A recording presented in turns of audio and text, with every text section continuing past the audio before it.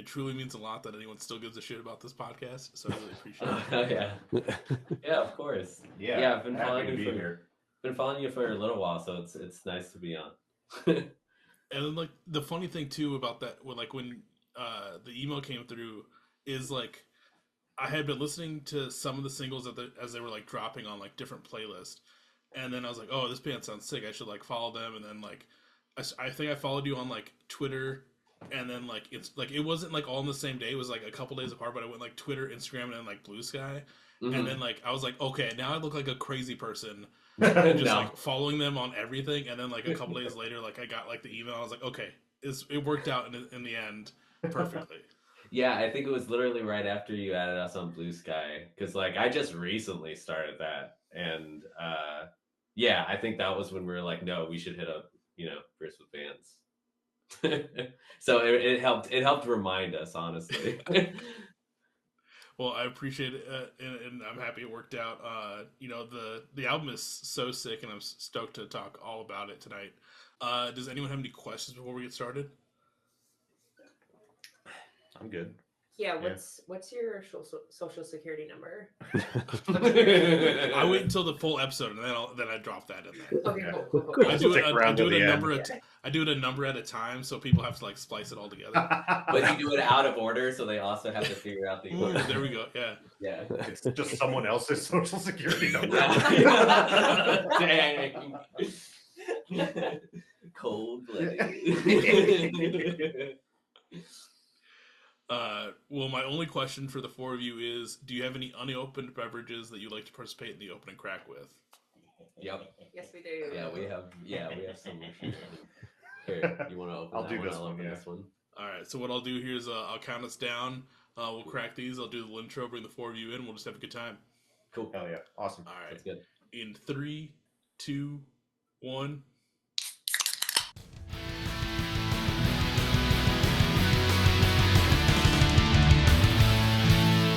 Welcome to the Beers with Bands podcast with your host, Michael Torres.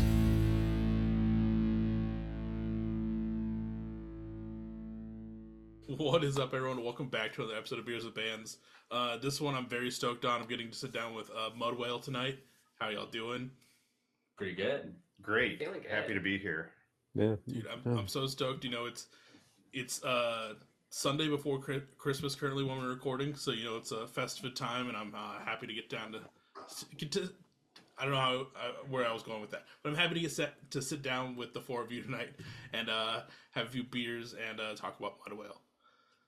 Yeah, us too. We're stoked. For people that might not be aware, Mud Whale is an emo grunge, post-hardcore, little bossa nova on the new record a little bit too. Band from Cleveland. Like doing. Just put out a new record in November that we'll talk about here in a second. But also has, your debut full length, Everything in Moderation that came out in 2021, which is also very solid. And if anyone's listening or just now getting used to Mud Whale, please go listen to that as well. I think that album was so fun to listen to today too when I was getting into everything, because like it really sets the tone for what Mud Whale is, or like started out as, and then like the transition into humans pretending to be humans. You really see like the kind of growth come through it. So I really loved listening to those back to back today. Heck yeah, that's awesome. Thank you. right on. We were babies for Everything in Moderation. Yeah, Justin and I weren't in the band yet at that point. yeah. Justin is like our lead guitarist, and I'm the drummer. But yeah, we were not on that first album, but I love that album. It's still a really special album to me, even if I didn't help make it. Well, thank you for pointing that out, because I'm all over the place, I guess, tonight. But can you kind of go around the room and say who you are and what you do in Mud Whale? Oh, perfect. I'll go first. I'm Michael, and I play guitar and do lead vocals. I'm Avery. I play drums and auxiliary percussion on the albums. I'm Justin. I play the guitar, and I tracked the most recent record. I'm Joe. I play bass, and I'm not allowed to sit with the rest of the band. That's true. I feel like Joe's typical bass icky. players, though. He has cooties. All bass players have cooties. I said it here. I like how we didn't really laugh in this room at that. We were just like, correct. Yep.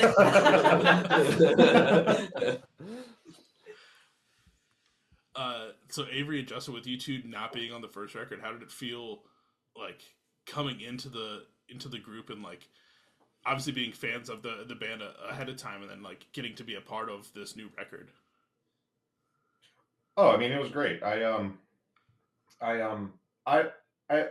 friends with the original drummer of the band, so when I was excited, for the record, the Everything in Moderation to come out because I was happy to follow what Sean was doing. And then, had some personal stuff come up, and Michael reached out and asked if I'd be willing to play some shows, and then we needed a drummer, and I asked Avery, and it was great. It just really kind of came together. It was easy. Yeah. It was good. Yeah.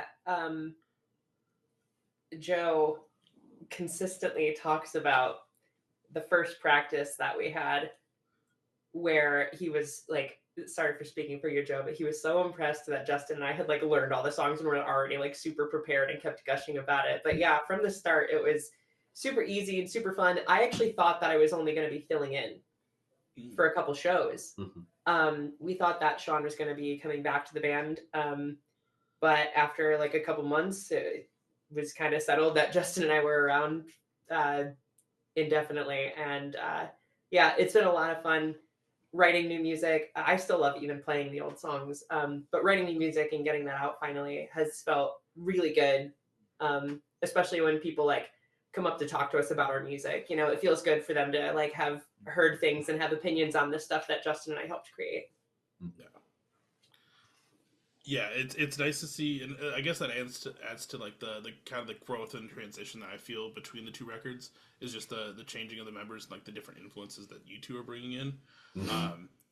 When did they officially tell you that like, hey, you're fully part of the band, like Sean's not coming back, or has that conversation not actually happened and you're still kind of like on that? Fingers crossed. I think it kind of just happened, didn't it? Wasn't I just kind of like, am I in the band? Well, it was always like, I don't know, when we started playing with them, it almost wasn't a question of like, is Sean coming back? It's like, well, I don't think Sean wants to come back. Like, and these people are here, and like, it sounds better than it ever has. Like, no offense to Sean, because it was great with Sean, but like, it's just a different flavor and more of what I wanted out of the band. So yeah, it was probably a couple months, and then we're like, hey, do y'all want to be like official? Because if so, like, let's tell everybody, let's get to work. We got to get ready for this new record. Did we ever make an announcement post? Yeah, we did. Justin and I being in the band? Yeah, we did a whole photo shoot, remember? Yeah. With the flowers. Joke, yeah. We revealed I ourselves with forgot the about flowers. Oh, that was such a cute shoot. Yeah. That That sounds wrong on recording. We revealed our faces from the flowers. Totally. We We exposed ourselves. We put our faces behind flowers, then we moved them, and those were the two pictures. I forgot about that post. Yeah. Oh, I gotta go look at that. Yeah, and people were really excited. Yeah. It's been a while. We've been in the band for about 3 years now. I think we played our first show together It was December. that December Yeah. of Yeah. 2021. 2021, yeah. Yeah. Mm-hmm. Yep.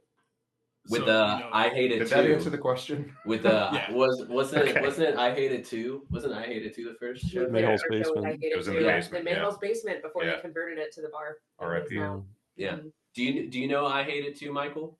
Yeah, Yeah, they're awesome. They're cool. because didn't they Yeah. also play your latest record release show as well? Yeah, Yeah. they were on the release show with us. Yeah. Yeah. Yeah, that was intentional. So, the record that we're kind of here to talk about, like I mentioned, is Humans Pretending to Be Humans. Came out in November of 2024. We're a little bit past it by the time this episode comes out in January, but it's still a solid record. I love seeing and scrolling through Twitter or X, whatever you want to call it, depending on how you feel about Elon Musk. But I love seeing everyone like give props to this record in like every aspect, because it's one of those records that literally, and I say this sometimes just throwing it in there, but this is like, I feel like 100%, like it really does have something in here for everybody. Mm. with what you guys got going on. Like in all respect, like you start off with checking in, which is like takes me back to kind of like this little emo revival we had in like 2023, especially with like Swiss Army Wife, like with their record that came out last year. And then you kind of followed up with Smoke Signals and Figured Out, and then like I mentioned, the bossa nova portion of Little Pete Place, just like changing it up entirely. And then even if you listen to like the old Mudwell versions too, like the more like post hardcore stuff is in there, but like you guys just have everything included, and I was never ready and prepared for the next song because I didn't know what was going to happen, and I was happy with every song that came up. Thanks. Oh, that's very kind. Yeah, I appreciate Yeah, that. that's incredibly kind. Thank you so much. That's honestly what I like.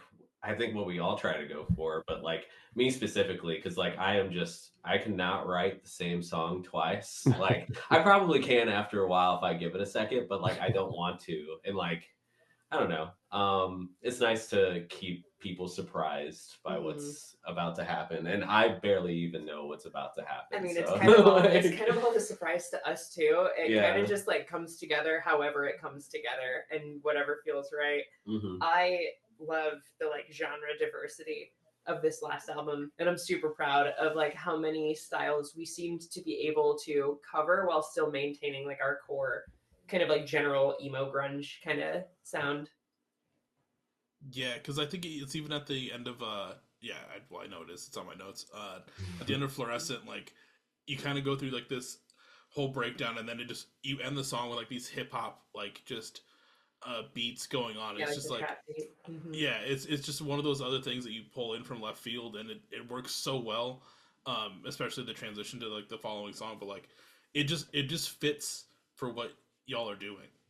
Do you want to shout out your friend who did that? Yeah, that was actually the person who did that. I sent a guitar part to like one of my like friends from high school that I used to be in like hardcore bands with. And I was just like, hey, I really like this guitar part, like this chord progression. I think you could do something with it, because he was making a whole bunch of like bedroom beat shit. Sorry, can I cuss? Yeah, you're good. Okay, cool. But he goes under Bagwell 50K, and he's done like a couple features for like some rappers and stuff. And he's also in a band called Never Better. It's a little bit more like, I almost want to say pop punk, but like they also throw in a whole bunch of other stuff. You know what I mean? But yeah, so he like threw that beat together. Like a week later, he sent it to me out of the blue, and I was like, dude, this is so cool. And that was probably like 3 years ago now, and I'm like, I'm gonna throw this into a song. So I just used that like main guitar riff from that beat and then built the rest of the song off of it. So yeah, it was really cool. I love that part. I think that's my favorite part of the album. Like one of my top parts, probably one or two. So this album was basically, the previous album came out in 2021, so this is basically just right after that, but 3 years in the making to get it to its final point. Like all these things you're pulling in. Yeah, I mean, there's one song on there, Echo Through. I've had that song since I was in like probably 2010. Just because I had it in my metalcore band. It's like we never released it. It was just kind of like this transition song that turned into a full song. It used to have like a metalcore breakdown and like kind of like a melodic, way more melodic hardcore like chorus. But yeah, and then we were writing stuff for this album, and I had just been trying to turn it into what it is now. More of like a grungier chorus with like, yeah, almost like a grungier alternative outro. But yeah. There's a few things like Little Place, the Bossa Nova one. We've been writing that since probably 2019. Yeah, that one was in the works before Justin and I even joined the band. That was one of the other early ones that we wrote after Justin and I joined the band, right? Mm-hmm. When I met up with the original iteration of the band to see if I should be the bass player, more or less, I'm pretty sure I had to learn Little Place. Yeah, so yeah, it's an OG for sure. Wow. Like, at what point do you like feel like when you're going through these songs that have kind of been in like the wheelhouse for so long, Like, at what point do you kind of just think, okay, now is the right time to flush this out and use it now? I think the biggest deciding factor is when I like, mostly when we show each other something and then like everybody goes, oh yeah, that's really cool. And then we kind of try it all together. And then if everybody still thinks it's cool, we just keep going with it. And then, The crazy thing about that though, is that we have thought all of them are cool. We That's did not, true. We did not throw out a single yeah. song for the last album. We didn't leave anything off of it. There's a bonus track. There is a bonus track. But there's a secret track on our physicals. There's a secret track on the physicals. We haven't really told anybody yet, so Yeah, this is so exclusive. you heard it here. But Breaking yeah, news. we didn't throw out anything for the album. Even the bonus track, I listened to it twice before recording my drums and Sure. recorded them. Like Mhm. it was very immediate. Like but there were no songs where we were just like, we don't think this is good enough to make the album. Wow. And I think that's really cool. Because I've that's definitely amazing. been in a position before where I'm just like, I don't think this song's good enough for the album. It can become a whole thing. But yeah, we've never had anything like that. Yeah, it's that's kind of like been my theory with, especially with getting them in and like all of us writing together. I don't want, like, I want to try it out. Like, if someone has an idea, I want to work it out and see it through and get the full picture of it, and then go, okay, maybe we can like move these things around, change these things. But yeah, I feel like we're more experimental when we don't say no, and we just, even if we don't like it, we're, just having fun. Mm-hmm. Yeah. Which at the end of the day is what you want to be doing. You want to be having fun with your friends, playing music, Right. And now you feel like a job. And Yeah. plus, like that's where we like the cool, just like different variations of stuff. I feel like coming through if you guys are just like kind of jamming away and just like, oh, maybe this will work into something, and then we see it to fruition. When a band does that, like, that's usually like the songs that hit the hardest, I feel like. Yeah, I agree. Yeah, and it's definitely, I like what you said. Like, I've talked to a lot of musicians about that, where I don't know, like, there's this weird thing that happens once people actually start listening to your music. Like, a lot of people get this feeling of like, okay, we got to start taking it really seriously now. And it's like, music's a pretty terrible way to like quit your day job or whatever. It's like one of the worst things that you could get into to make Sure money. is. So, it is one of the least paying artistic fields.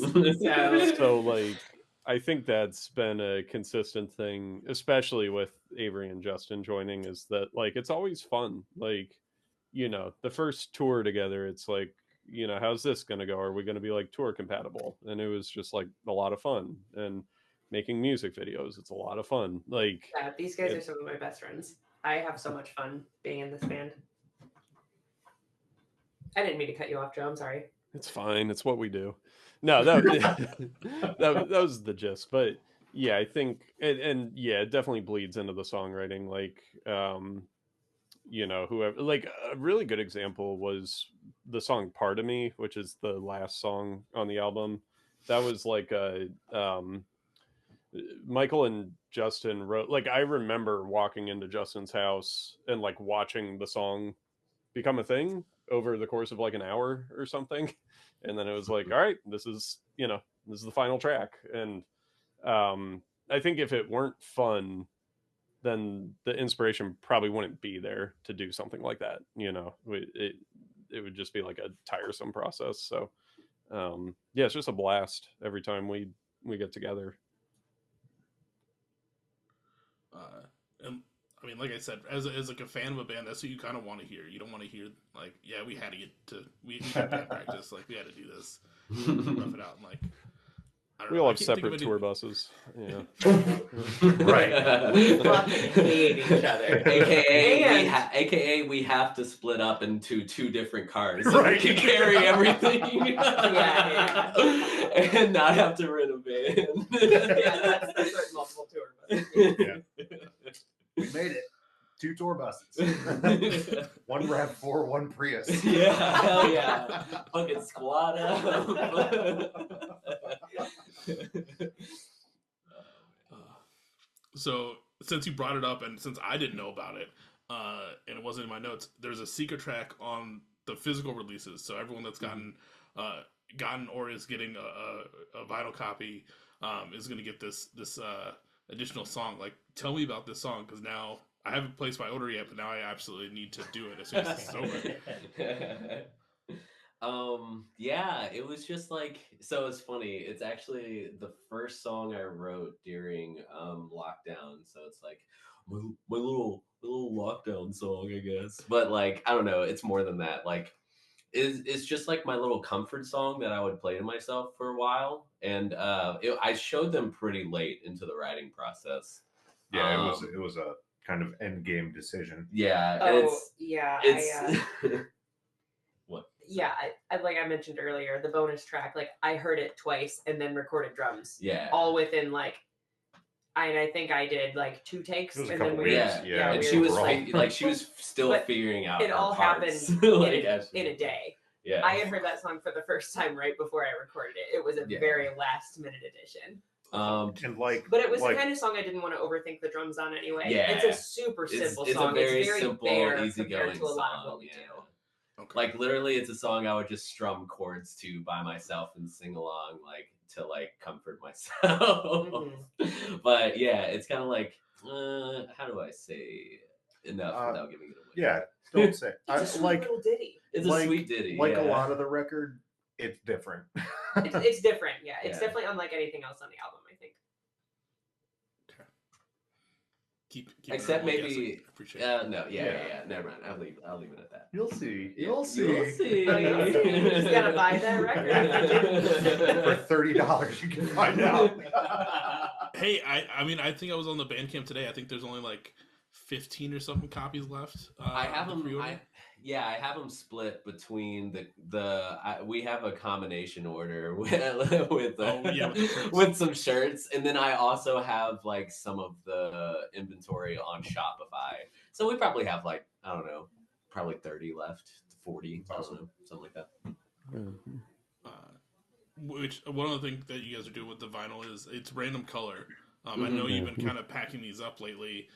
Have you had a chance to kind of peek at some of these colors to kind of see like what's like some prime colors? Yeah, we spent a whole evening and went through them all. Yeah, mostly so we could get the good pulls. We were rigging the system. We made it so we got the coolest ones. Yeah, mine's dope. Everyone trusts me. Mine's sick. And honestly, I never pulled a single other one that looked like the one that I picked. I haven't pulled one that looks like mine yet either. Mine's like very green and yellow, and like I always pick the grass starter in Pokemon, so it just Wild. Very, like, that's an insane thing to say. I know. Sorry, but real quick, that's insane. I'm loyal. I'm loyal to the grass, brother. I love grass starters too. I think grass is objectively the worst type. It is, but it's a challenge. It's a challenge. Pretty often too. Honestly, a lot of my favorite starters are grass starters. They're usually my favorite in designs. Usually, sometimes not. And like, I get it. Like. This is a good tangent. Can we talk more about Pokemon? Yeah, we can talk more about Pokemon. Favorite gen. But I feel like usually there's a fire gym early on that's like meant to like screw up. What are you playing that has an early fire gym? I swear in one of the early generation? games. I swear like Flannery, I think is Gym 4 in Hoenn, but that's the earliest fire gym. I don't know. Anyways, Wild, baby. Oh no! Wait, Sword and Shield had. The first 3 gems were, I don't remember what order, but it was grass, water, fire for the first 3 gems. Totally. So never mind. But that's only Gen 8, and that's one of the worst gens. So either way, I hear that usually grass starters aren't great to start out with. Anyway, it's a challenge. sorry, what was the question? It's a challenge, and they're too easy. They're too easy to get experience now. Like that's why I stick with gens 1 through 4. Yeah. But that's too much. Like Gen 1, ooh, baby, it's crunchy. It's crunchy. It's so rough. Ooh, I love all the bugs. Gen 1 and 2. Michael, do you like Pokemon? I haven't played in a long time. Cool. So that was a meaningless conversation for you. A little bit for me, but it's a lot of it. It's a lot for the listeners. That's true. But that's I was true. about to say, somebody listening is going to appreciate what we just talked about. So the base is strong. Because like one thing franchise of all time. Like one thing I like doing every once in a while is I'll just let a band go off on a tangent, or just like, obviously y'all are in a different room than I am, so I can't like physically stop or like give a motion of like, hey, let's keep this going. So like I'll just let it happen, because it shows like every listener like a different version of Mudwhale that they don't know. Obviously, we all know Mudwhale from the record, but we don't know Mudwhale that'll sit there and have a whole conversation about which gen is the perfect gen or the right gen for Pokemon. 2. Two. I'm gonna Gen sneak. 2 is very flawed, and it is still my favorite. Yeah, Gen 2 is pretty good. Only 8 I agree. more to go before someone gets a full social security number. Ooh.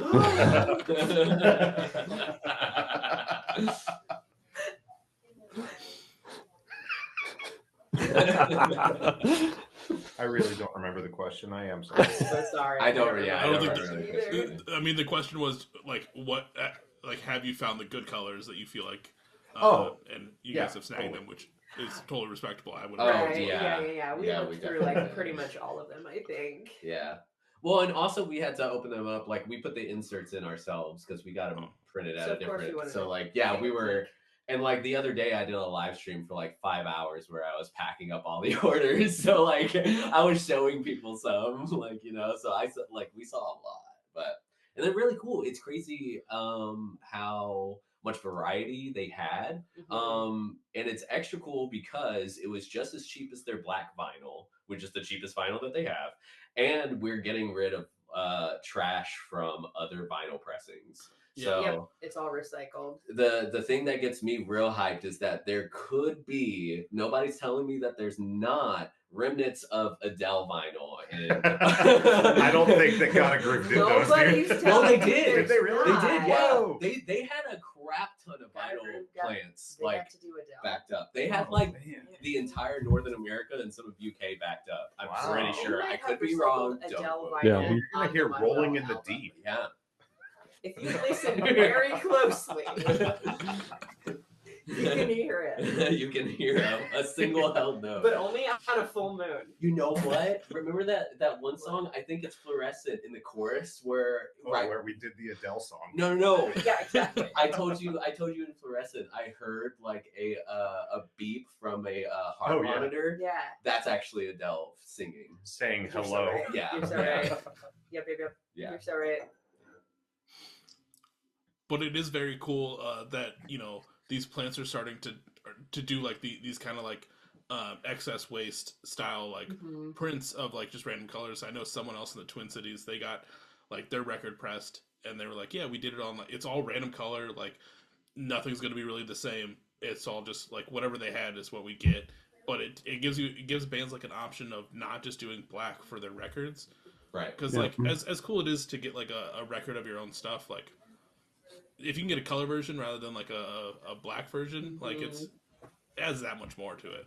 Yeah, Well, for sure. I mean, I know Joe is kind of the same, and we like vinyl, and like I think it's really exciting to get something that's very unique, and so I hope that our audience feels that that they're getting something unique that's going to be unlike something that everyone's getting.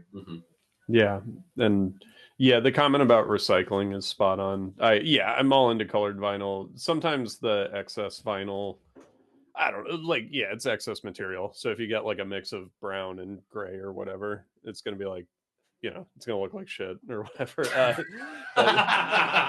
They did a nice job. Brown and gray, colors according to I love Joe. you so much, Joe. But no, we were kind of blown away when we were going through them. Like the colors were way, I don't know, it's like way cooler than anything I expected for like a random thing.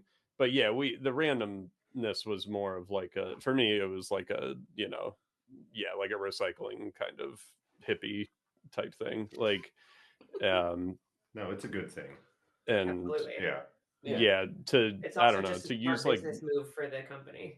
Like, Mudwhale LLC. They're LLC. selling You're waste. from Mudwhale LLC. For- You're just talking about for our brand, for our bottom line. We're trying to be publicly traded. We got to any keep day the now. shareholders So, happy. The shareholders being us. Oh, never mind. I don't want Luigi to find out. Oh my God. This is being recorded on December 22nd, 2024. But yes, everyone, if you still have a chance, go pick up a copy. I know I'm going to try and order my copy as soon as this episode is over, because I slack a lot and I haven't done it yet, so I need to do it, and I'm really stoked to see what color I end up getting, and I'll make sure to post and show everyone as well. I know I want to talk about music videos here for a second, because you have 2 out currently for this record. You have Smoke Signals and Checking In, which are 2 very different music videos in story and style. And, you know, Checking In is a great music video. Like, one, just the premise to start it with, of just like getting a mulligan and like getting that redo, and then just like having this golf fantasy.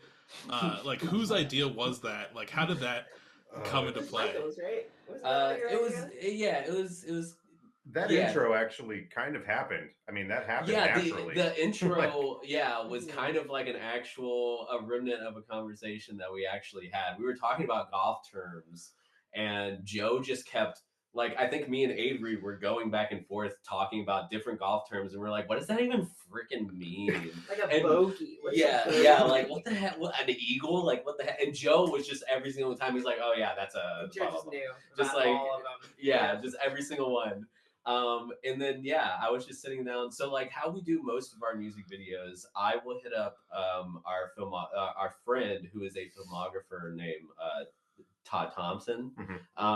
And like I'll be like, hey, let's do a music video, and then we'll start talking out ideas. Usually I'm the one writing, like I've been the ones kind of like writing the story. I even like storyboarded our first music video, Scapegoat. So that was fun. But yeah, so we kind of like worked together. But yeah, I kind of like from that conversation, I like thought of like, what if we just had a dream sequence where we were all playing golf? And yeah, that's kind of where it all started. It was so fun going out on the golf course. There were so many mad golfers on that golf course. All the golfers were so mad.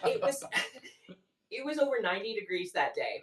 Super sunny, not a cloud in the sky, no respite from the heat. And we were all so sweaty. Yeah. But it was so much fun. Yeah. That I can't speak for everybody else, but I did not care. I felt disgusting, but was having the time of my life. Hanging out on that golf course and like thinking we were going to get kicked off the golf course at multiple points, but every single time nothing happened. And like the people that ran the golf course actually ended up being like super chill when we didn't expect them to be. Yeah. I do remember one time we kind of said something. It's like, yeah, you know, we don't really golf very much. And they were like, yeah, we know. Yeah, they were like, oh, we know. We can tell. You've never been on a golf course in your life. Yeah. But they were like actually pretty chill about it. And they, I don't know. It was so much fun. Like so many of the scenes were like kind of like come up with on the spot. Like the porta potty thing. Yeah, the porta potty thing. That was like the scene that we did in the porta potty, like or near the porta potty. Like that stuff was very fun. Yeah. What was the name of the like 80-year-old guy who came around with the water? I swear his name was Mike. Yeah, he was so cool. We were probably shout out Mike. Shout out Mike. Yeah, shout out Mike. That golf course from Metro Parks Golf Course. So like it was funny because we were like we had to have been 2 or 3 hours in. Like we were getting near the end and we saw this golf. We had just done the Scooby-Doo like golf cart chase. I thought we were gonna be kicked out. Oh yeah, for sure. We saw this cart come in and somebody with a polo who was like Cleveland Metro Parks. And he clearly worked there. Yeah. And he clearly worked there. We're like, this is it, guys. We're getting kicked out. And he pulls up, stops, and he's like, "You guys need any water?" He's like, "You want to hear a golf joke?" And then he told us a joke, and I can't remember the joke. Does anybody else remember? It made me laugh though. I just remember him saying that me and you were like dressed the best dressed or whatever. Yeah, we were like the best dressed in the entire golf course. I think he said that you and I were the cutest.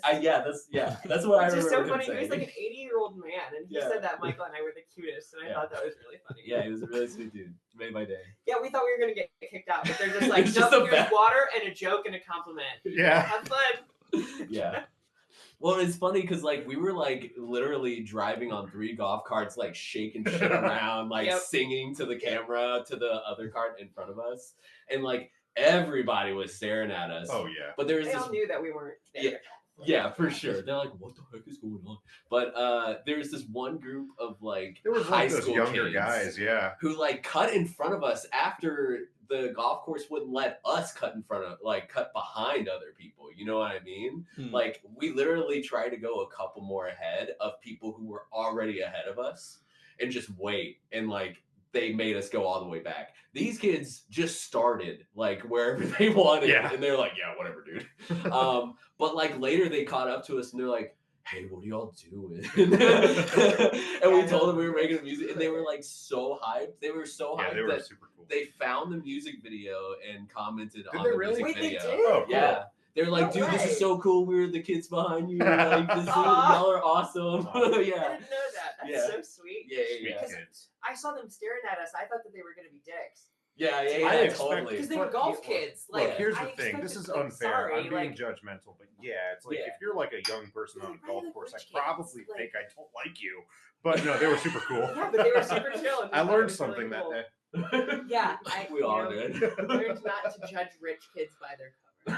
Well, Kids who enjoy golf. You know? You know what? That day, my heart grew 3 sizes, and I have a ton more empathy now for uber wealthy people. Oh my yeah. god. Oh Jesus! And I got to thrift some cool clothes. Yeah, which reminds me, when's the Mud Whale like golf tees like line of shirts dropping? Yeah, I that's keep a good saying idea. that like we need to just drop the band thing and be like a clothing company. Like, That's practically Honestly, what we bands could just are. be like a band / fashion line, and We honestly, do. like it would go hard. we do the band out of necessity. Like The band is our real passion is clothing. And film. It's so dumb.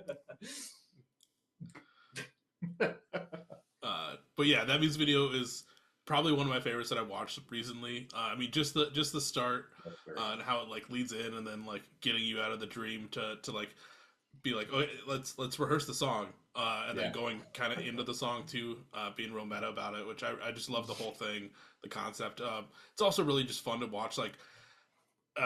As I'm also not one of those people that normally golfs. My friends all golf, so but like we stand out because they're all like roadwork construction people or like farmers. So like we stand out when we go in golf.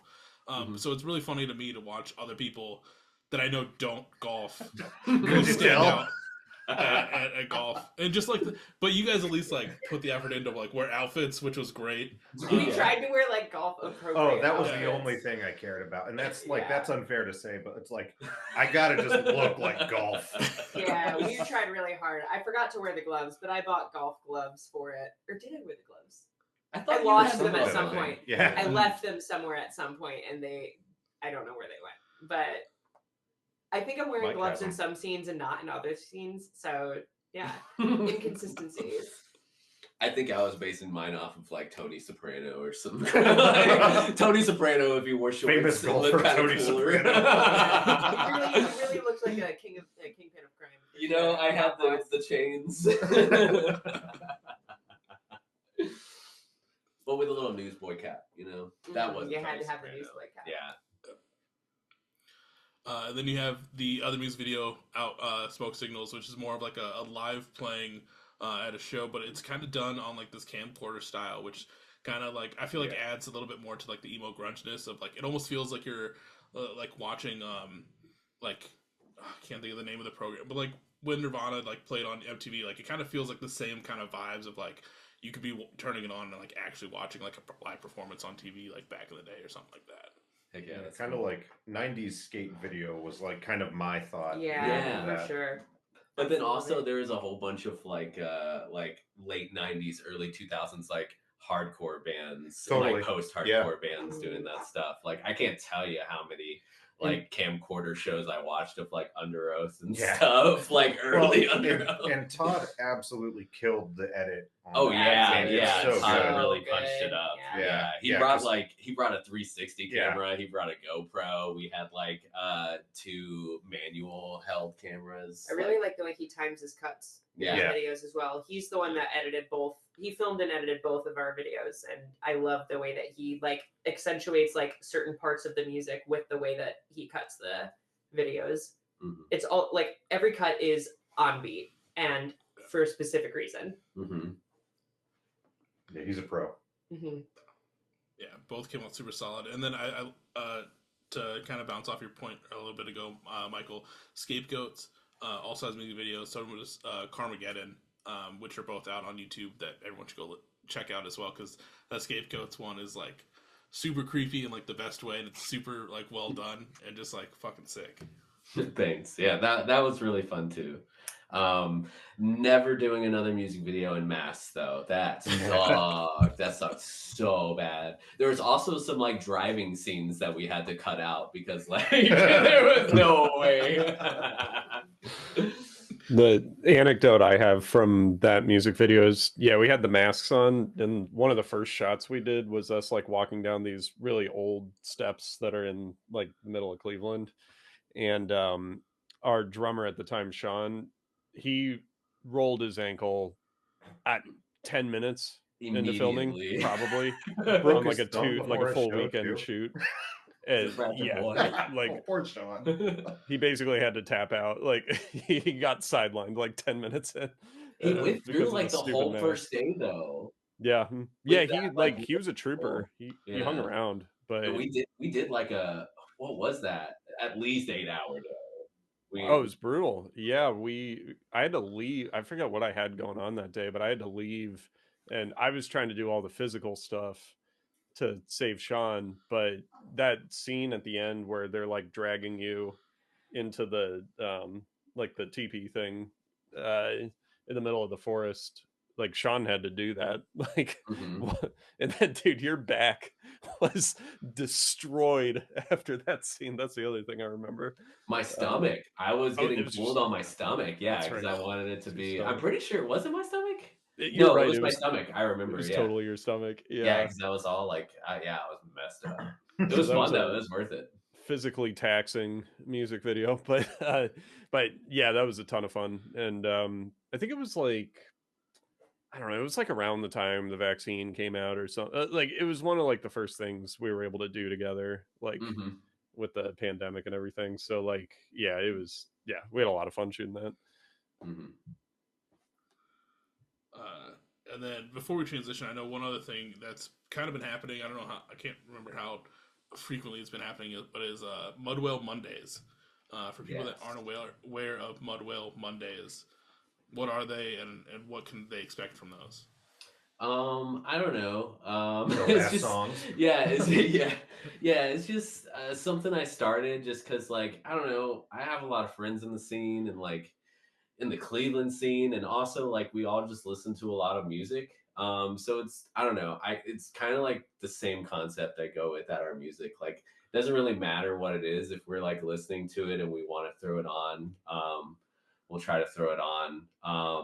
But yeah, I just something I wanted to try to be consistent with. And also like, I can shout out like some of our friends. I could try to, selfishly connect like other people on our Spotify. Yeah, I feel like we should say it's a Spotify playlist. It's definitely that we're talking a Spotify about. playlist. Yeah. Oh yeah, I didn't say that. Nobody said that. It's a Spotify playlist that I throw together every that I try to throw out every Monday of just whatever we're listening to, interested, or people we want to shout out. Which, I mean, I love that you guys are doing that because in the same kind of footsteps as the homie full blown meltdown. Just homies helping homies. It's always been the motto, and to keep that going in some ways, it's always great. Right. Yeah. Will is like one of the best dudes in the scene. It is like he inspires me a lot because he is literally just raising the water level for everybody. And he's just a beast. Like, he's so consistent with everything. Like, yeah, it's very inspiring. So that's definitely part of what inspired me, probably, was just seeing Will do it. And then also just seeing everybody, like, I'm always like really enamored, and I feel honored whenever Will like mentions us or includes us on anything. So I'm like, maybe I can, like, I don't have as big of a platform, but maybe I can make somebody else feel good for being on a playlist, Oh, it's great. Yeah. Well, everyone, make sure you go follow that. I'll try and put that link in the description below when we get to all those links at that point. Before we start to transition, I know we've kind of jumped around a lot, talking about like kind of early Mudwell, the new record, music videos. But is there anything that I might have missed between the band or the new record itself that you want the people to know about?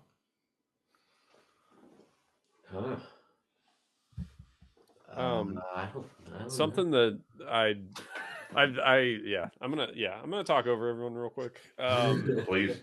No, we had a 3-year gap between our albums, and there are a lot of reasons for that. It was personal stuff. It was a lot of different things going into that. We are determined to never have that happen again. So we want to be getting music out with much greater frequency. Yeah, No more without 3-year sacrificing gaps. quality. Absolutely. It really just was like I feel like especially 22 for me was just a crazy year. And obviously like a lot happened in 2021 with Mudwhale, and it's like I've really felt like especially 2024, but really the past couple years, like we've really been firing on all cylinders, like personally together, musically as a band. And so we had so much fun making this album. It was kind of like, well, we need to do this more often. And with that's going to come a more concerted effort to hit the road as well. So I know it's kind of like a big things coming thing that I'm going on right now, but it really is true. Like I mean, this is like flattering, but the amount of times that we would play a show and someone would come up and be like, well, where's the new music? And we'd be like, it's on the way, blah, blah, blah. Like we've all agreed that, that it's like, that doesn't need to happen. So I won't say anything right now. All I'll say is that we are working on the next round, and it'll come up, like I said, a lot quicker than 3 years this time. So we're stoked on kind of trudging onwards, and hopefully the new stuff, continuing on connects with people the way this album has. We're also playing a show with our friends in Beehive Ski Race for their album release on January 4th. And we're also playing with Zeta and Lobby Boxer on January 19th at May Halls. So that big recommend to listen to both of those bands. They're fucking awesome, and they put on incredible live shows. I think we all walked out of Coachella like, oh man, Lobby Boxer. I was so good for sure. Well, hell yeah, I'm stoked to see what this next chapter in Mudwhale looks like with the upcoming releases. I know I'll be ready, and I know everyone else that's listening will be ready as well. So very stoked. Hell yeah, thank you. So are we. Well, as we start to transition to the later half of these episodes, this is obviously Beers with Bands. You don't have to be drinking on these episodes, because I would definitely do that for you. But I know y'all are drinking on some beverages tonight. What are y'all drinking? Oh, we're sharing. We're sharing a tall boy. Yeah, we had a 16 ounce here. It was Ellicottville Brewing Blueberry Maple Pancake. It was a barrel aged ale brewed with blueberry and natural maple syrup. That was fucking great. It was delicious. It was really good, and I don't even typically like beer. No offense. Yeah, it was like with the barrel age and the maple. Baby. Ooh, so good. Oh, now I'm working on a LaCroix Pure. And I am nursing a water. Yeah, same. Tea and water after the blueberry barrel age. Yeah, that blueberry. It's really good though. Yeah, it's delicious. I want more, please. There's one more. I want my own 4-pack. I'm gonna go to town. Daddy's gonna get silly. Say, grab it, baby. Let's do it. What are you drinking, Michael? For this episode, I got some local brewery, Castle Danger, their Castle Cream Ale, because it rhymes with mud whale. Oh, heck yeah. I didn't even think of that. That looks delicious. Wait. It's Okay, so smooth. so that means that we need a mud whale ale at some Ooh, point. yeah. So We gotta get a a local mud brewery ale. to do So- a mud ale. I bet we could. So one thing we do, we all have like a very specific drink we drink whenever we're playing shows if we feel like drinking, and we call it a mud whale, but literally it's just like tequila pineapple. usually a reposado tequila and pineapple. Yep, That's the it is preference. just tequila and pineapple. Um, And we call it a mud whale. Yeah, and mine's extra muddy because I squeeze my lime in it. So, but yeah. So I I, mean, feel like. If Sorry. you haven't done already, I feel like that was a missed opportunity for the album release show to like have a special cocktail that night. Ah, Just yeah, call it we a Oh, should have. damn it. Shit. Shit. Fuck. Well, we really Next messed time. up there. Yeah, we really dropped the ball, Michael. I'm sorry about that. Yeah, we really It's do. okay, we'll do it again. We gotta be better next time. We'll do better.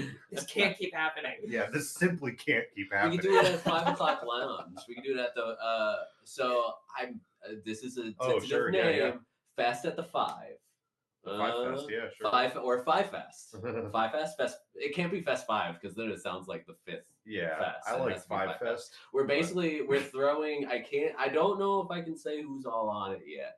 But we are throwing like a little festival, a little like 12 band fest Hell in yeah. April. And some of those bands we're like doing a weekender with. So like we're gonna hit Pittsburgh with like 4 of the other bands, and then we're supposed to be going to Michigan with like all of the like touring bands in that 12 band fest to Michigan the next day. So yeah, it'll be cool. All I can say is just the thought of doing that all in a convoy sounds super dope, Oh and my like God. Yeah. I'm super jealous right now. It's crazy. We're really excited, and I It's- really hope yeah. like we all stick in it and it happens because it's supposed to. It's supposed to be locked in, so hopefully it'll be really cool. But I was thinking maybe at that fest show we can have a cocktail. Maybe we can get the That would fest be to do a fun. cocktail. Yeah. that'd be But cool. we should brew some beer. I've made some wine before. We should just I've make made beer a bunch of Alan, times. who comes to our shows sometimes, he was at the Ben Quad show we were at the other day. He makes beer. He can help us. Yeah. Heck So we could maybe ask him to help us make a mud whale ale. I've made a lot of beer. and a it's mud like- whale. Exactly. It would be mud whale, A but like mud ALE is whale, capitalized. right? Yeah. Yeah. Yeah. That'd be fun. Yeah. If this happens, I'm gonna need a 4-pack sent to me. Yeah. I will Yeah. send it to you in the mail. Yeah. All right, perfect. We'll work it out. Yeah. No, yeah, it's always sick when like bands kind of do like their own, like are able to team up with like a brewery or something and like do their own like strain's not the right word, but like style. Yo. I don't know. You know what I'm saying. They're Although- I mean, I do have some Mention friends. strains. I do have some friends that are like trying to talk to a couple dispensaries to do like their own strain. That That'd would be be cool. so That's I sick. feel like if I was in would Michigan, love I would that. love to do that. Like Michigan or the West Coast. I'm I just feel saying like, we ooh, should look into that. ooh, that'd be cool. Sweet Yeah, Pepper's it hot is. sauce though, and I always thought that was really cool. I really like unique merch ideas like that. Yeah, Yeah. I think the vocalist or guitarist from Teenage Halloween does hot sauces. Shout out to Teenage Halloween. But yeah, I would love to do a hot sauce. I love hot sauces. Yeah. Hot sauce collab. We'll all be ready. That was the little beer segment for this episode. As we start to transition now, this is the final half of this episode, which are always like my favorite part of the episodes. Now we're kind of all loose. We've had our third of a beer or full beer or just water at this point. But this is where we kind of talk about some fun stories from y'all's time of music, whether they're shows, tours, time recording. Obviously, music videos fit in that as well. As I normally say, they can be anything horrendous to tremendous or any adjective in between. Think about this: the stories you're always reminisce about with your friends. Those are usually the best stories that everyone loves to hear. I'm so sorry, and this is so unprofessional, but I do have to go to the bathroom, so I will be right back. Oh, I So remember sorry. that. Yeah, that was really funny. It was. You're welcome. Oh yeah, we do have do I want to be gross? Never Yes, mind. you do. Do I want to be gross? Okay. if somebody does not want to hear, this is your time. Skip forward like 15 seconds. So we have this like just to like have fun when we're like on the road. And when we have to go to the bathroom, we're usually like, hey, made some piss. Like, or like, hey, we're making piss. And like, it's been very comforting to me because I've started to think about it. And at almost all points, every single person on the planet right now is making piss. Like, so maybe that's the one thing that we can, find in common. Hopefully they are, but then you start getting into like, maybe I don't know, who knows. Anyways, that's my story. Does that count?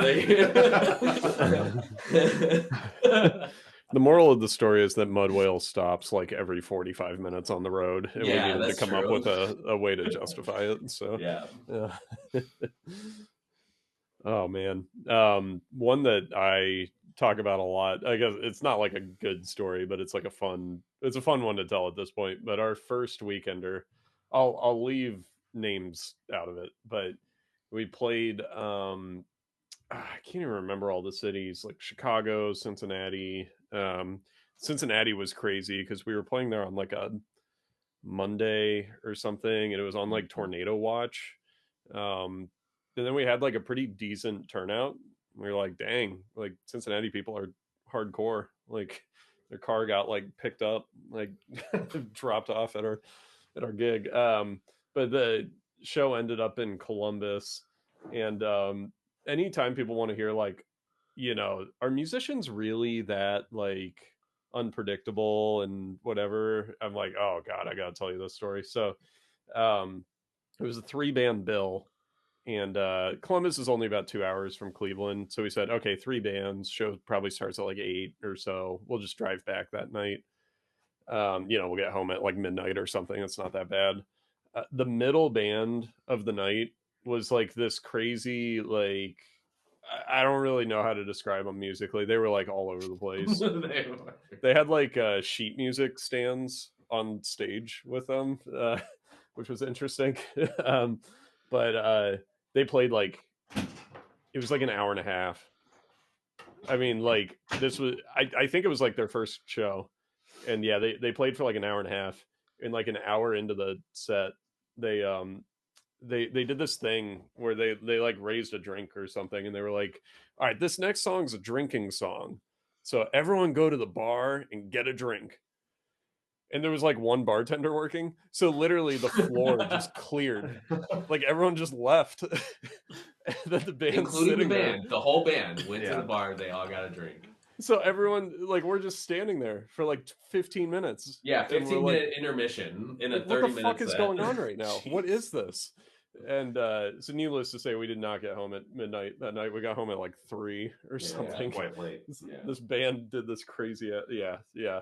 Like I said, I couldn't even tell you the name of the band if you asked me, but that was like, if people want to know, yeah, just like crazy fucking musicians being weird, like whatever, it's like, oh yeah, sometimes they willingly clear all of their fans out of like the concert spot, and yeah, and then play an hour and a half of, I'll never get over the confusion that they had when they came back from intermission and nobody was still there to watch. and they were taking a while to come back. They're like, guys, come on. And we're like, I don't know, man, come on. But the positive from that night is we did our first podcast episode that night. Oh yeah, yeah, we did. Cool. Yeah, that was our first podcast. Chloe, yeah. Yeah, that was a fun podcast. Yeah. That was early on. Yeah. 2022. It was like, I think it was like a week before I bought my house. I feel like it was back when I had less to say about the band, I think. You still have plenty to say. I never shut up, so it's not surprising. There were photos taken of of our set that night, and there's one of me that I can picture it right now. I'm just like kind of like screaming at the camera, And I feel like I was actually doing that. Yeah, and it was like- me like authentically just being like, I have to, like, I gotta release some pressure right Yeah, now. for sure. Yeah. We definitely went That show hard was- for We that went set, hard. like, because of how frustrated we Yeah. were. It turned out to be Yeah, a very Oh my fun God. set. It was good. Justin, we were was all that the talking night great about there that was a show. show where I smacked Justin in the face with my bass, like full on, like Oh yeah, just Oh, like a baseball no, I swing. don't- And I think it was Wow. in Columbus. it might have been. I don't remember that. That's crazy. Joe, the amount of times you've smacked your bass on one of my cymbals, though, if you ever crack one, I'm going to kill you. Yeah, I'm gonna owe you some serious money. I was filling in for this band this summer one time. Unfortunately, they broke up, but there are good friends in Cleveland, and I think both of their guitarists were left-handed, and they're not like super animated on stage or whatever. I tend to be. And James, their one guitarist, he was like right in the middle of like a guitar solo kind of thing, and I smacked fucking head on his Telecaster so hard, like right in the middle of his solo. I felt so bad.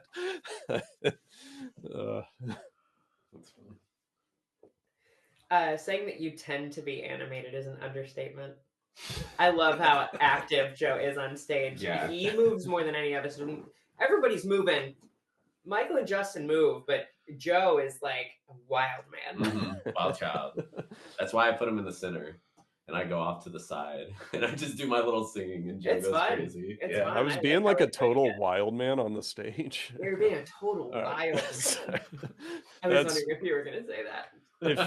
If you really want to know the behind the scenes of Mudwhale, it's just us quoting I think you should leave. Yeah. Like that's just the Constantly. conversations we have. Yeah. Joe, you weren't here for it, but we were quoting I think you should leave in Justin's kitchen earlier. So yeah. That surprises nobody. Yeah. It's almost every single time I'm around these guys. All the music on I Think You Should Leave is also a huge inspiration. yeah. The Turnstile song. Still crazy that Turnstile has a song on that show. The Bone song. Oh my god. That's where our bossa nova Friday stuff comes. night.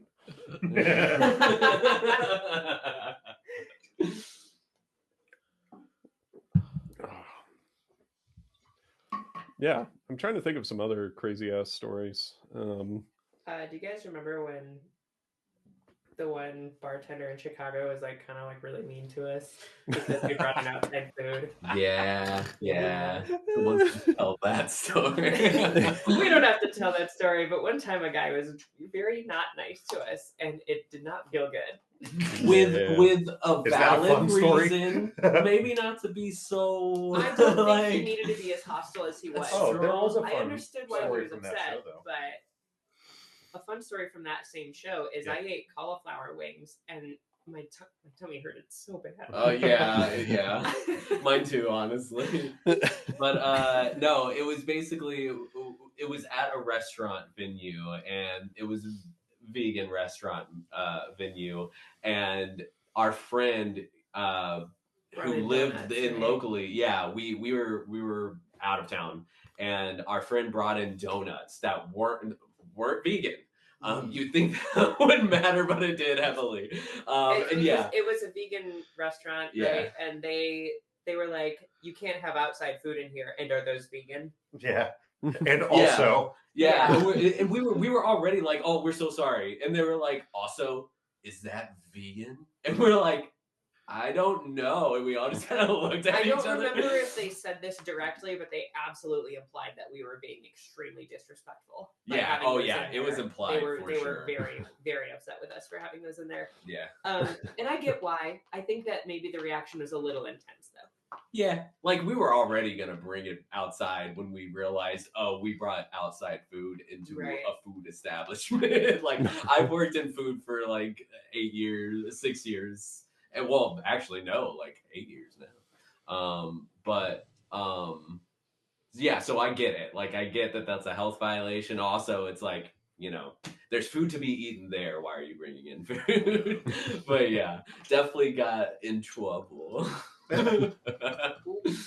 Joe was playing Pokemon on the TV. That Yeah. They had Yeah. Pokemon on the TV. And then- and there was a like this scene in the game was like, oh, this person won't wake up. I've been saying and then it gives you like a chance to fill in like a word of what they have been saying to like raise their spirits. And Joe And chose the put in word cuck, Yeah. which was really Yeah. funny. That So was a good for a time. long time on that TV, it said, "I've been saying cuck to cheer her up recently."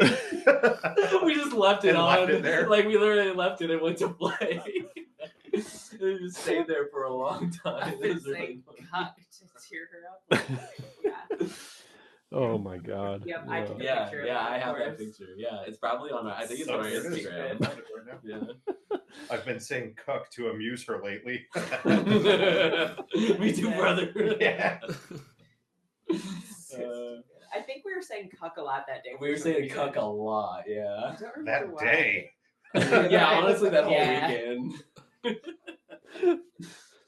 Oh, man, you know what it was? I think we pointed out a cuck chair in the hotel, like the Did first we? night. Oh. Yeah, because Oh, that I sounds call about I call right. my side chairs in the corner of the room cuck chairs at Of my course, house. yeah. If you Yeah. have a chair in the bedroom facing the bed, it's a cuck chair. No offense at all. I Yeah, want no I want to offense, make no that offense. clear. It's totally cool if you like that. No, and cucking is dope. Yeah, Yeah. like if you're into that, that's awesome. Yeah. Like, or like being Um, cucked is also dope, is what I mean. Yeah, You know, yeah, Like yeah. if you're into that, that's super yeah, rad. Yeah. This took a turn. Yeah. Sorry. You're regretting this. You're regretting having us So- on. Oops. Sorry. I mean, thankfully it's in like the later half, so like Yeah. when you get to the cuck spot, they really I agree. They can tune out if that was too much. Oh man. we But it is we always put- kind of weird when you get to a hotel and like there is just that one chair that it's just like put a couch Yeah. at least or Right, something. we gotta Don't put make it me- Yeah. somewhere. Yeah. Let's put it right in the corner. Make it face the bed. Yeah, face the bed. Yeah. Unfortunately, it's where the Mudwhale bass player has to sleep on That's every true, tour. yeah. So Yeah. yeah, what are you gonna do? Yeah. We I'm still fighting for. Never mind. I'm not gonna finish that thought. Continue, Jeff. a pretty memorable show for me was we played like an anarchist something Oh, in house in Detroit, yeah. Detroit. Oh yeah, that Um, was cool. Yeah, that It little was- like art collective house. Mm-hmm.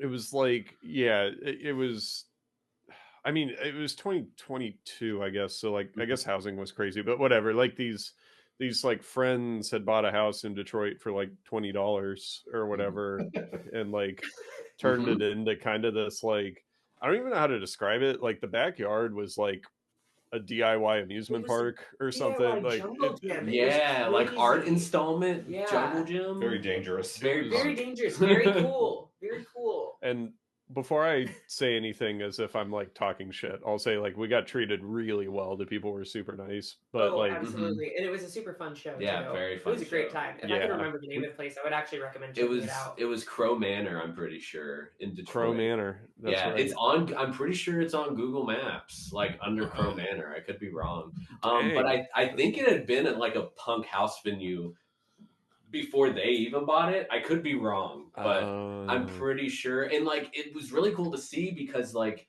and also kind of sad because that area, like the housing value was going up. And like there were people trying to drive them out so they could knock down the house and like build these like literally across the street was like a very modern probably apartment or like house that was being rented. I don't know. So it was really, really cool to see like a little bit of punk like trying to stay alive in Detroit. Yeah, yeah. Which I don't know how it is. You're in Milwaukee, right, Michael? I'm in Minneapolis. Oh, Minneapolis. Jeez, sorry. I'm insulting the entire northern Midwest right now. Sorry, our research department isn't up to par yet. That's- We're working on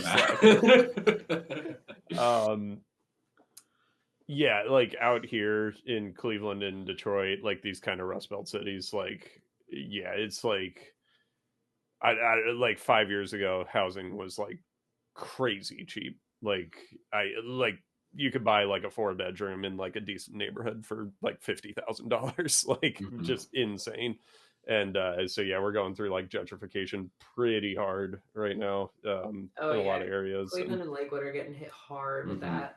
Oh, Lakewood's fucking crazy. My wife and I looked at Lakewood for like 2 seconds. Mhm. and The we were way like, that oh, rent prices have increased every single year, like by it's like crazy. quite a lot is fucking insane. Yeah.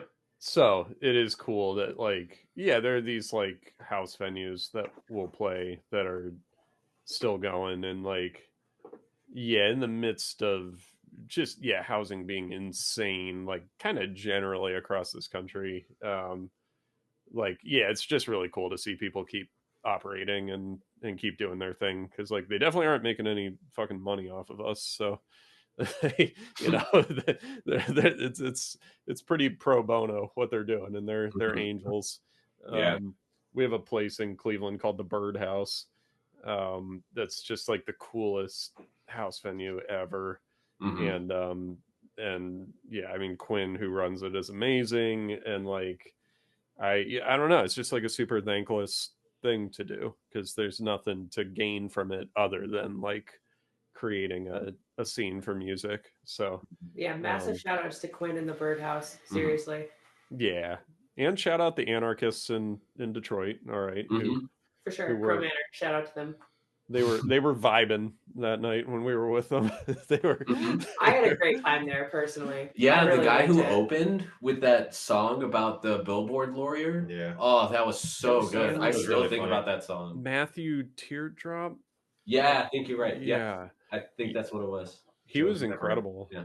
And then we also played with Seaholm, which that's another RIP Ooh, band. R.I.P. Oh, But they were so good. Legit one of the best bands we ever played. Like, yeah, they were fucking crazy. Yeah, that was a cool spot. I feel like that's like a lot of like, I'm not trying to shit on anyone, but a lot of venues like are similar in a lot of ways. Like, you kind of walk in and you're kind of like, okay, I've played this before. Like, I don't know, it's just like concrete floor, you know, the stage kind of looks the same, whatever. But like the really unique venues, especially the DI ones like that, I feel like that those end up being some of my like top memories. Is just like, oh yeah, that was a really cool place, and whatever, the bartender was super cool, or the person running it, or whatever. And yeah, again, like no one's really making like real money off of any of this. So yeah, it's just like, it's amazing to think about how many people there are out there, you know, keeping this stuff alive. Because yeah, I mean, we could keep writing songs if we wanted to, but like, yeah, for venues to host us, for us to do our bullshit, and yeah, I don't know, it's yeah, it's super cool that yeah, I don't know, that's what I remember the most, I feel like. Definitely the unsung heroes of the DIY scene is all the DIY home venues that pop up. And then like, I know Iowa City, back when I was living there, like there's so many DIY spots there, but it's like crazy because like it changes so often, but like it's the same people that just like having to move to a new house for whatever reason, and they're just like, okay, we're popping up here, like this is where the spot is now. Yeah, that's a good way of yeah, unsung heroes, well said. Yeah, I'm trying to think of any like, I guess this makes us kind of boring, but like I don't have any good like people getting way too drunk stories. I don't have anyone like shitting their pants on stage. I'm trying to think of like the dumbest shit. Yeah, like it's kind of boring. Like we don't have any good drama from our yeah, from our getting out of town stuff. And I feel like that's okay, because like I talked to someone at one point, and I was like, from like even my time on the road, I was like, I don't have any like crazy things that like happen, and they're just like, take that as like a sign that everything went right. Yeah, for sure. And when you were on the road, so like you don't have to worry about having those crazy moments. We've mostly had really just like awesome, very pleasant tour experiences. We've only ever done like 5-day runs and stuff so far. I think that's looking to probably change in the pretty near future. But yeah, I have had a really great time on every tour we've done, personally. Yeah, me too. You know, some of the best, like some of the real unsung heroes, we have a couple friends who like will stay with them and literally get this like spread home cooked like feast of a meal. Like one of our friends you know, in particular always like prepares over the top, like is the most gracious and wonderful host ever, period. oh, Like I could not imagine somebody being better at it than she is. like Midwest kindness incarnate, like Oh my just God, the yeah. coolest. And like, so yeah, we'll be getting to her place, her apartment at like 1 a.m. or something. And she'll make us food. And then Oh she'll my make us God. breakfast in the morning. Yeah. Yeah. It's Yeah, and she provides incredible. everybody with pillows and blankets, and yeah. It's like I remember like the last time we were there. I'm trying to keep it like somewhat anonymous, but the last time we were there, we just kept like striking out on places. It was like, oh, this place is closed. This place has a line that's like 30 cars deep, whatever. And yeah, we show up to her place and she's just got this like incredible like feast prepared for us. Mm-hmm. Oh my God, you're the best. Like Yeah, if she listens to this, she'll know who she is. Shout out to you. Yeah. Yeah, those are definitely the people you want to keep friends with when you're on the road. Like that's one thing that I miss is just getting to see all my friends that I made on the road. Like when we'd go to like Richmond and stay with friends there, or go to Colorado Springs, and like just having these friends everywhere. And now, like as an adult that doesn't get to participate in like traveling and do music, and I just do this, I just like, oh fuck, I just need to, like I actually have to take real vacation days off to go like visit people. It's like it's so much rougher. Yeah. And I also just miss being in a van with like my best friends. So thankfully, y'all get to keep doing it. Y'all get to keep riding, and I'm stoked to kind of maybe hear more stories the next time you come on, or whatever the new record sounds like, and everything you guys all have going on. Oh. Yeah, big things coming 2025. Big things coming. Well, and I was gonna say I was running a DIY podcast for a while, and like we talked about unsung heroes, but like doing a music podcast, like I've seen it firsthand. Like it's a lot of work for, there's no like monetary gain for it, and like I don't want to be too negative, but like musicians can be really flaky and really unpredictable. And I know you said you're at like 5 years now on this thing. Like the fact that you're doing this and that you're talking to local DIY bands, letting us kind of say our thing for an hour or two, like that's amazing. And I just like when the roster of your podcast, like if you just scroll through and see the names on there, like it's incredible. It's like all of our favorite bands who are in our scene. And so I just like, obviously we appreciate you having us on, but just kind of in general, like it's amazing what you've accomplished with this podcast and all the people you've given a voice to. So I just wanted to make sure I said that to you, that like it really is amazing that that yeah, for 5 years you've put in the editing and the like everything that goes into this. I appreciate that a whole lot. I think even when I got that initial email from you guys, like I teared up a little bit, just like all the compliments that were in there. Like, I'm just most days I feel like I'm just a guy that just does this, and it's never about me. It's always about the bands. So anytime that like anyone, like I feel seen, like I really appreciate it. But I wouldn't be here without bands like you guys that are putting out sick stuff that I want to talk to.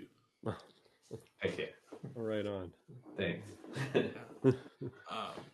And like I know 2025 is gonna be crazy, and like I could ask like the normal like what 2025 is gonna look like, but I did see like a tweet yesterday or today that 2025 is actually gonna be the year of hating on Mudwell. That's right. Yeah. Why should everyone? Worst energy? Yeah. What should people expect to give them a reason to hate Mudwell in 2025? Ooh, I'm gonna be real obnoxious. Super villain era. Just going full heel. Yeah, full heel. Oh yeah, we are gonna fucking suck. Yeah. And we're gonna write trash music. Undertaker heel era is what is about to happen. So try to start beef. Yeah, we're gonna try to start beef. And we're gonna try to write exactly like Imagine Dragons. Yeah. They're gonna think we're really We're tough. gonna start beef with Imagine Dragons. Yes! But it's also gonna be our ticket to success. So you might hate us, but we're hitting it big next year. So I promise all of that's happening. it's funny. We were just having a text conversation, like basically what you just said. Like, I'll keep this very anonymous, but one of us got a very, very cool opportunity music wise. I'll kind of leave it at that. And then they texted the group and said, like, don't worry, like, I'm not quitting Mudwhale or whatever. And then we talked about, like, basically how we're going to get as big as this opportunity that's out there, and how, like, basically we're just going to become like a butt rock band, like Creed 2.0 kind of. And the best part is that we all, like, low-key kind of like Creed. So I high key so- like Creed. I don't even say it's like ironic. We went to a Creed brunch the other day. We did. It was disappointing. It was disappointing, but the Creed part was really fun. The Creed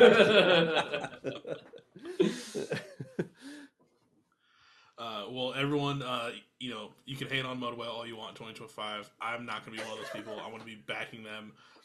And for all the people that are going to be like me, that want to keep an eye on Mudwell, you know, where can they find Mudwell merch, music, or just Mudwell in general? We're on everything.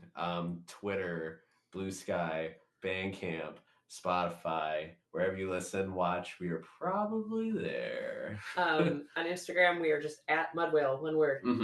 Yeah. The band name is 2 words. By The the band way, name just is to 2 confirm, words. the- A lot the of band people name write it is as one word. Whale. There is and a it's, space. It's really fun. I won't stop you unless it's a flyer. Then I might. Next stop. year I will when we go villain. When we go, when we go Yeah. villain, we'll we're gonna that's be another assholes thing. We're about going to it. be Oh, yeah, for obnoxious sure. about making sure Yeah. everybody Yeah. has the space. in Mudwhale, their one name. word. Who's that? And then after we're Who's done, that? They sound like they're fucking lame. Mudwhale, like.